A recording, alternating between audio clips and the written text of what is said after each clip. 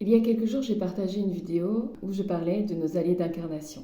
L'intention de cette vidéo était de considérer les membres de notre famille d'une autre manière. En tout cas, lorsque nous sommes en friction, en tension, qu'il y a des conflits, qu'il y a des aspects chez certaines personnes de notre famille qui nous déplaisent, eh bien, ça va être de pouvoir observer un petit peu ce qui nous déplaît, ce qui nous agace, ce qui nous irrite, ce qui vient provoquer une réaction, afin de pouvoir trouver le cadeau caché derrière tout ça. Et donc, je vous ai préparé un petit exercice de démarche symbolique afin de conscientiser cela. Alors, s'il y a une trop grande charge émotionnelle, ce ne sera pas évident de réaliser cet exercice-là. Donc, pour ça, ça demande peut-être de soit le faire avec une personne auprès de qui vous vous sentez bien, qui vous aide à prendre un peu de distance par rapport à certaines personnes. Donc, quand je parle de famille, je parle soit du noyau familial, donc qui a encore une empreinte assez importante actuellement. Donc, ça peut être vos parents, les personnes qui sont occupées de vous, ça peut être des oncles, des tantes, une famille d'accueil, des personnes qui ont été très très présentes dans votre éducation, qui ont pris soin de vous et qui ont laissé une marque, une empreinte sur vous. Et donc, ces traits de personnalité, ces traits de caractère, ces aspérités-là, elles vont se représenter dans nos relations, donc tout au long de notre vie. Et donc, ces aspects-là vont nous agacer. Et c'est juste pour pouvoir mettre en évidence cet aspect, pour pouvoir le transformer en ressources. Parce que bien souvent, on a des choses à développer chez nous. Donc pour nos projets, pour nos envies, pour ramener un peu plus d'harmonie, pour tendre un peu plus vers un idéal de vie, eh bien, il y a des choses à épurer chez nous ou à développer. Eh bien, nous sommes venus avec tout un tas de personnes ressources qui vont nous permettre d'effectuer cela. Et c'est en ça qu'est destiné l'exercice.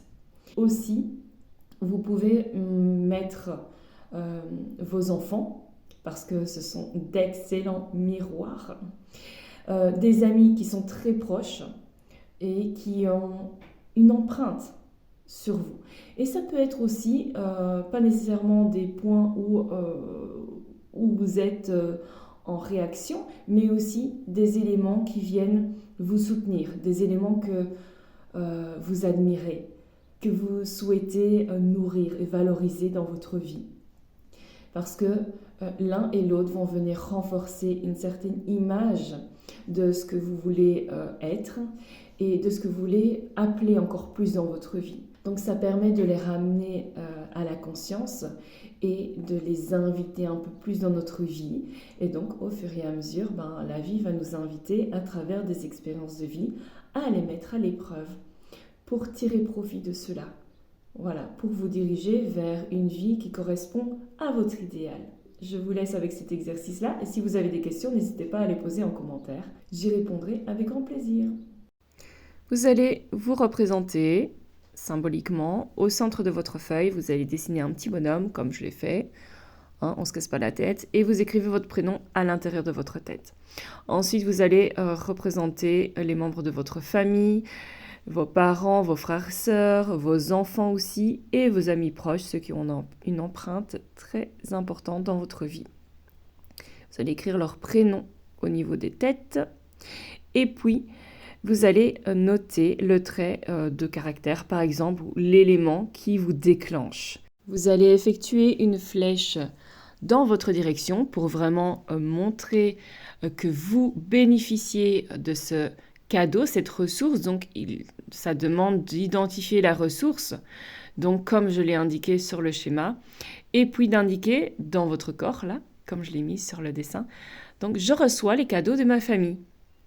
Et idem pour les amis, où là, vous pouvez aussi noter les ressources que vous admirez et d'effectuer ce mouvement vers vous à l'aide d'une flèche. Comme ça indique vraiment que vous recevez tous les cadeaux. Et ensuite, pour égayer un peu le tout, vous pouvez mettre un peu de couleur parce que ça permet de conscientiser encore plus les ressources de votre famille, de vos proches et de les mettre en évidence. Bonne démarche symbolique!